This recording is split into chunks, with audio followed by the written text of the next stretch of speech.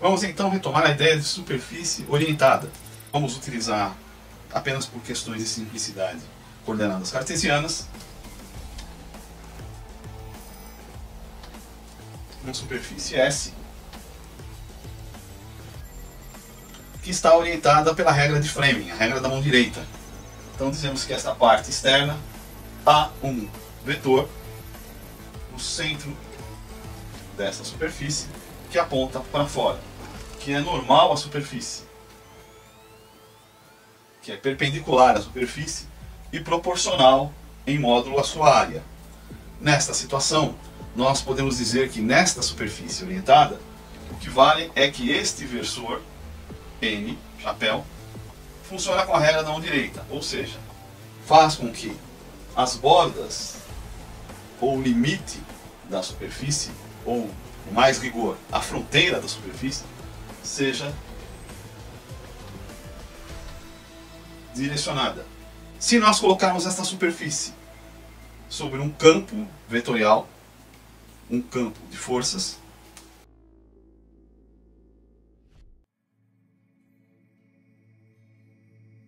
e sobre a borda da superfície colocarmos uma partícula, podemos questionar qual é o trabalho que este campo de força, vamos chamar de F, realiza sobre essa partícula Q, que está na fronteira dessa superfície direcionada, dessa superfície com direção N, chapéu, da superfície S. E aí nós podemos retomar a ideia de integral de linha, porque a integral de linha, em um campo vetorial, define, calcula, especifica qual é o trabalho que esta força, que este campo de força, realiza sobre a partícula para deslocá-la por esta superfície e especificamente sobre a fronteira desta superfície. O trabalho que este campo produz, devido às componentes do campo que estão ao longo ou alinhadas ao percurso dado sobre esta fronteira, ou seja, ao percurso de deslocamento dessa partícula, afeta a energia cinética desta partícula. Agora consideremos que há um ponto de interesse no meio desta superfície. E queremos então entender como este campo de força age sobre este ponto. E ainda, se nós pudermos considerar que o campo de força, ou o campo vetorial, não é um valor constante, mas pode variar com o tempo, ou variar com as coordenadas. Nós vamos ver no nosso estudo do rotacional, que o rotacional é uma visão microscópica da circulação, é uma visão da rotação sobre um ponto dentro de um campo. Enquanto que, para uma visão macroscópica, nós utilizaríamos o teorema de Stokes, na realidade o teorema de Thomson-Stokes, construído por Thomson, mas divulgado por Stokes. Assim, obter o fluxo do rotacional de um campo vetorial é o mesmo que calcular a integral de linha deste campo, na borda ou na fronteira, no contorno, da mesma área onde se encontra o campo. O rotacional, então, é também uma ferramenta de derivada parcial em campo vetorial. Assim como a função age sobre um campo escalar e resulta um campo escalar, o gradiente age sobre um campo escalar, resultando um campo vetorial, e o divergente age sobre um campo vetorial, resultando um campo escalar. Para fechar esse circuito, o rotacional age sobre um campo vetorial, resultando um campo vetorial. Este campo vetorial é perpendicular em tese ao campo vetorial inicial. Daí a aplicação que o rotacional é uma caracterização de um produto vetorial sobre um campo. Portanto, utilizaremos o nabla, que já foi definido, ou del, como uma ferramenta de derivadas parciais de posições ou de coordenadas, podem ser coordenadas esféricas, cilíndricas ou cartesianas, para se identificar o rotacional de um campo. Verificaremos que o nabla, produto vetorial do campo, resulta no rotacional. Em termos gerais, o que temos é o rotacional de um campo F, que também é dado como nabla, produto vetorial de F, é o mesmo se tivermos uma integral de linha fechada do campo sobre o percurso integral de linha fechada do produto escalar de f dl sobre uma região, sobre esta área da região, quando esta área tende a zero.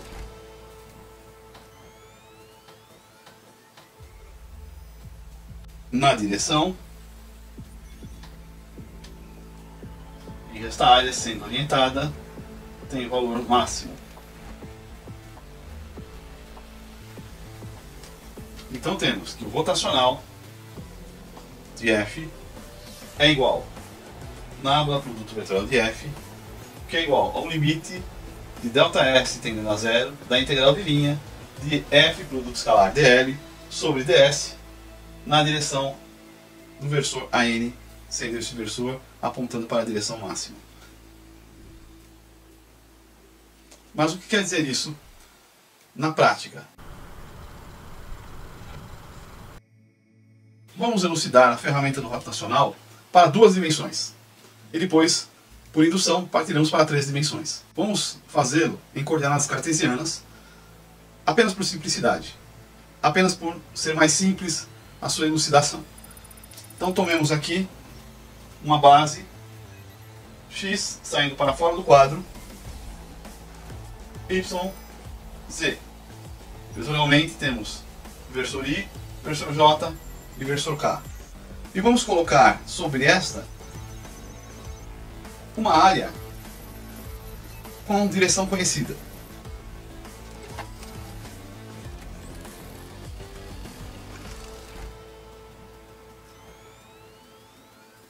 Esta área é formada pelas bordas AB, BC, CD, DA.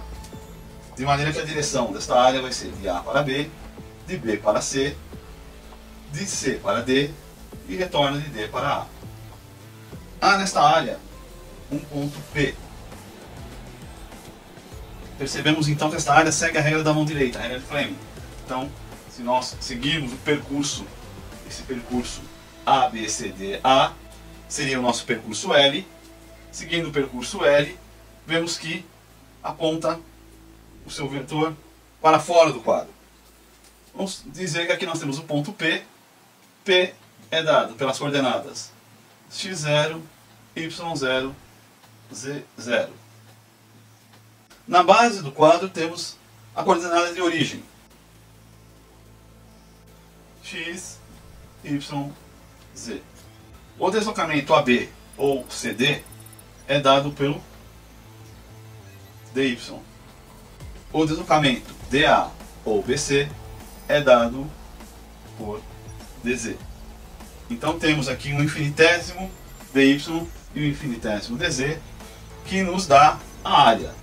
ΔS vai ser proporcional ou vai ser diretamente o valor de dy dz. Tomando dy dz como deslocamento do percurso L, que nos faz a área ΔS. Para simplificar, vamos usar apenas 2 dimensões, ou seja, o plano fica em YZ. Tomamos então que o vértice em A é dado por YZ. O vértice dado em B é dado por DYZ.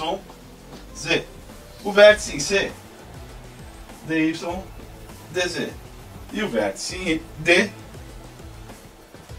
YDZ.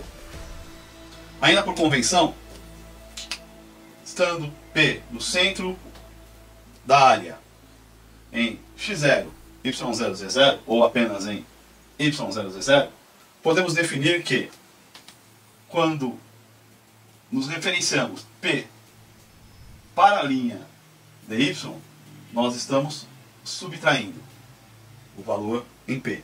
E quando P vai para a linha superior, nós estamos somando. Quando P vai para a linha da direita, nós estamos somando. E quando P vai para a linha da esquerda, nós estamos subtraindo. Então podemos definir aqui que, neste caso, temos menos dz, que é esta porção, sobre 2. E para o caso, no outro sentido, temos mais dz sobre 2. No caso de P se referenciando ao eixo BC para a direita, temos mais dy sobre 2. E no caso de P, se referenciando para o eixo DA à esquerda, temos menos dy sobre 2. Ou seja, ele está no meio. Para cá ele desloca meio dy, para cá ele desloca meio dy, para cá desloca meio dz, para cá desloca meio dz. Nós vamos usar isso quando estivermos fazendo a aplicação das derivadas parciais, uma metodologia muito parecida com a série de Taylor. Então, recapitulando, quando queremos deslocar o ponto P para a linha AB, retiramos meio dz. Quando queremos deslocar P para a linha CD, somamos mais dz. Quando queremos deslocar P para a linha BC, somamos meio dy. E quando queremos deslocar P para a linha DA, subtraímos meio dy. Vamos colocar agora, então, essa área orientada dentro de um campo vetorial. Supomos que temos um campo vetorial.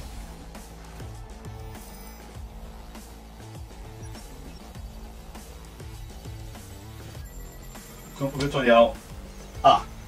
Então lembramos que a circulação de A sobre L é dada como a integral de linha fechada de L, produto escalar de A dl. Vamos ver então qual é a circulação máxima que o campo vetorial A produz sobre o P que está sobre a superfície orientada. Com isso calcularemos o rotacional em P. Então temos P em x0, y0, z0.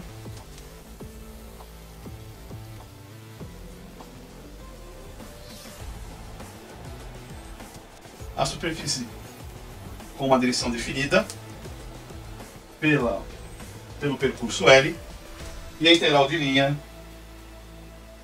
A do vetorial dl, definimos aqui como dl, um pequeno. Se definimos aqui um pequeno infinitésimo do percurso em dl,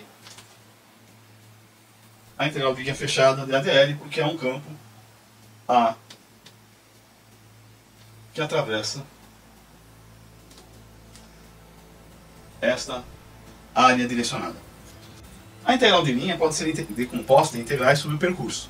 Então temos o percurso de AB, BC, CD e DA. Então podemos dizer que essa integral seria como se tivéssemos uma integral em AB, mais uma integral em BC, mais uma integral em CD, mais uma integral em DA, DL.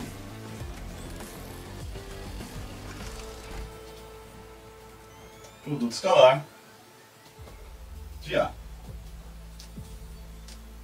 Então podemos dizer que é a mesma coisa que temos aqui, sem muito rigor. Vamos então calcular cada uma dessas integrais. Então a primeira integral que nós podemos fazer no conjunto seria a integral de AB. AB a produto vetorial dl. Nesse caso, nós temos o deslocamento de y.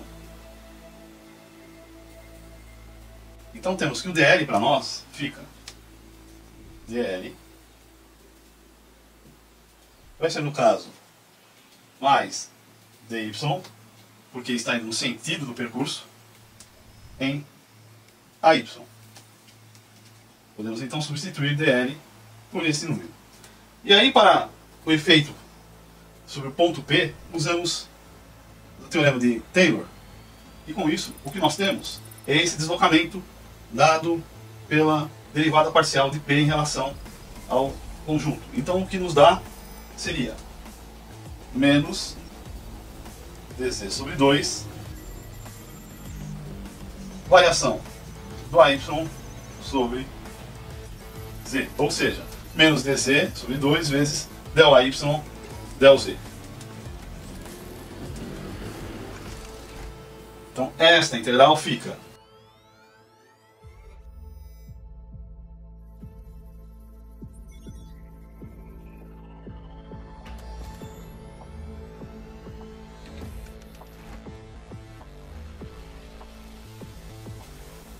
integral de A até B do produto escalar A dl é igual a dy vezes o AY em x0, y0, z0 menos meio de dz vezes del AY, del Z sobre P. Vamos prosseguir para o caso BC. Então, no caso BC, acompanhando a trajetória de percurso L, o nosso dl fica mais dz em AZ e a aproximação inteiro consideraremos mais dy sobre 2 del AZ del Y, resultando que a integral em BC de que A produto escalar dl é dz vezes o AZ em x0, y0, z0 mais meio de dy na relação del AZ del Y para P constante. No caso CD, temos dl menos dy em AY e a aproximação por Taylor vai ficar relativa a mais dz sobre 2 del AY del Z, que substituindo fica menos dy vezes AY em x0, y0, z0 mais meio de dz del AY del Z em P. E finalmente o caso dA, a integral de linha na circulação de dA de A produto escalar dl é igual a menos dz vezes AZ menos meio de dy del AZ del Y em P. Com todos esses resultados presentes em nossas mãos, vamos somá-los e ver qual é o resultado final. Partimos da integral de linha, explodimos a integral e calculamos cada uma das suas porções na circulação. E agora então vamos somar essas porções e encontrar o resultado que será o rotacional do campo A dado no ponto P na superfície orientada. Simplificando a notação para podermos melhorar o entendimento, temos dy vezes AY menos dy dz sobre 2 del AY del Z mais dz AZ mais dy sobre 2 dz del AZ del Y mais menos dy AY menos dy dz sobre 2 menos dy AY menos dy dz sobre 2 del AY del Z menos dz AZ mais dy sobre 2 dz del AZ del Y. Então, retomando, o resultado da integral vai ser dy AY menos dy dz sobre 2 del AY del Z mais dz AZ mais del Y sobre 2 dz del AZ del Y menos dy AY menos dy dz sobre 2 del AY del Z menos dz AZ mais dy sobre 2 dz del AZ del Y. Vou tirar esse sinal demais aqui porque é uma continuidade aqui. Bom, então aqui também podemos retirar o parêntese e vai ficar mais dy AY com menos dy AY, cancelamos. Mais dz AZ com menos dz AZ, também cancelamos. Vai nos restar menos dy dz sobre 2 com menos dy dz sobre 2 em del AY del Z. Então aqui vai ficar esse meio soma com esse meio, vai nos resultar em menos dy dz del AY del Z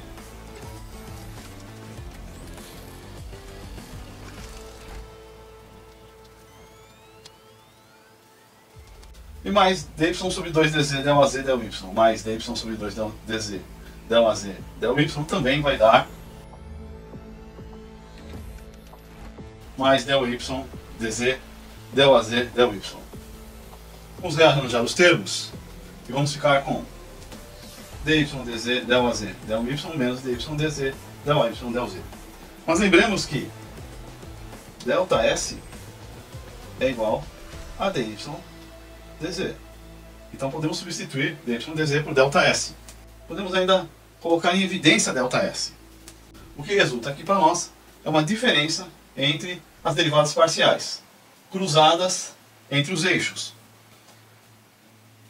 Se nós dividirmos os dois lados da equação por ΔS e fizermos com que ΔS vá para um limite próximo de zero, vá para um limite de zero, ou seja, se torne de área diferencial para um ponto, o que nós vamos ter? Que o limite de ΔS tendendo a zero, da integral de linha fechada, AL produto escalar dl sobre ΔS é igual a menos ΔAz sobre ΔY menos ΔAy sobre ΔZ. Esse último resultado é o rotacional olhando pelo eixo A do campo vetorial A sobre a superfície S com borda L, onde nós fazemos a circuitação em relação a um ponto P. Podemos então expandir isso para um sistema tridimensional.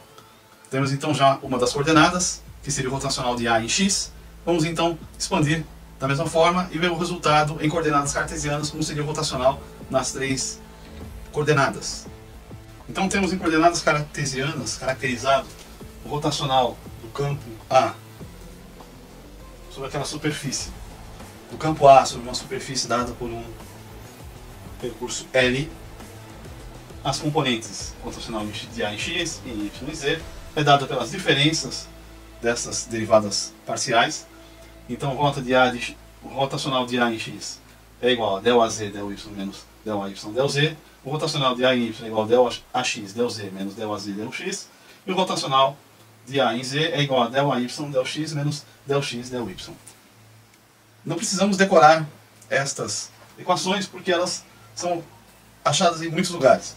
Mas fica prático entender que, primeiro, temos sempre a coordenada em x, por exemplo, ou y e z, ou seja, onde vamos querer o rotacional, ela não aparece do outro lado da igualdade. Mais uma outra característica interessante, todas elas é uma relação de diferenças, é uma relação de subtração. Outra questão importante, se colocarmos em ordem x, y, z, nós vamos ver que o x vai aparecer na primeira, logo embaixo, na próxima linha, o y vai aparecer na próxima linha inferior e, consequentemente, o z apareceria na próxima linha. E aí é sempre uma característica. Se eu faço a variação, vai ser sempre em relação a outra coordenada. Assim, ΔAz está em relação a ΔY, assim como ΔAy está em relação a ΔZ. Ou ΔAx em relação a ΔZ, ou ΔAz em relação a ΔX, ou ΔAy em relação a ΔX, ou ΔAx em relação a ΔY. Mas, o interessante aqui é que utilizamos as derivadas parciais como operadores.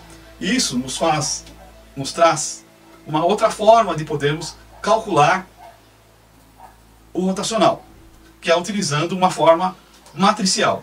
E aí está uma beleza interessante da matemática. Ela liga equações dadas por derivadas parciais com um sistema de equação, que nos resulta em matriz e determinante. Então podemos até dizer que o determinante seria o cálculo de um rotacional, que é o resultado que nós vamos ter. Nós vamos, no fim, descobrir que o rotacional é um determinante quando trabalhamos em três dimensões.